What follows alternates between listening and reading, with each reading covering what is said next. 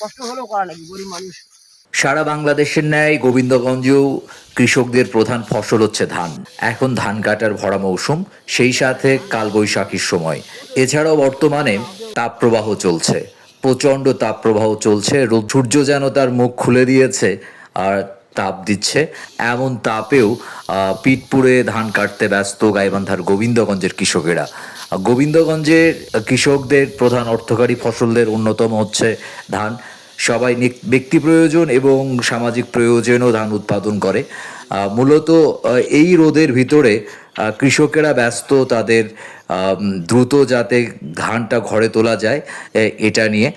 রোদটাকে তারা উপেক্ষা করছে, পিঠ পুড়ে যাচ্ছে তাদের, প্রখর রোদে পিঠ পুড়ে যাচ্ছে, তবু তারা ধানটা ঘরে তুলতে ব্যস্ত।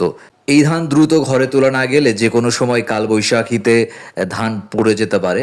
এই চিন্তায় রোদটাকে, এরকম রোদ উপেক্ষা করে কৃষক ধান কাটতে ব্যস্ত সময় পার করছে গোবিন্দগঞ্জে।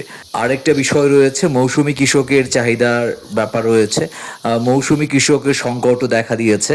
রোদ প্রচণ্ড বেশি হওয়ায় কৃষকরা চাহিদা মতো ধান কাটার মৌসুমি শ্রমিকও পাচ্ছে না। তবু তারা চেষ্টা করছে দ্রুত ধানটা যাতে ঘরে তোলা যায়।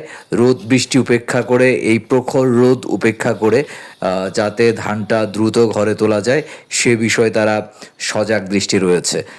তাই একটু পারিশ্রমিক বেশি দিয়ে হলেও তারা চেষ্টা করছে ধানটা ঘরে তোলার জন্য। 3,500 টাকা।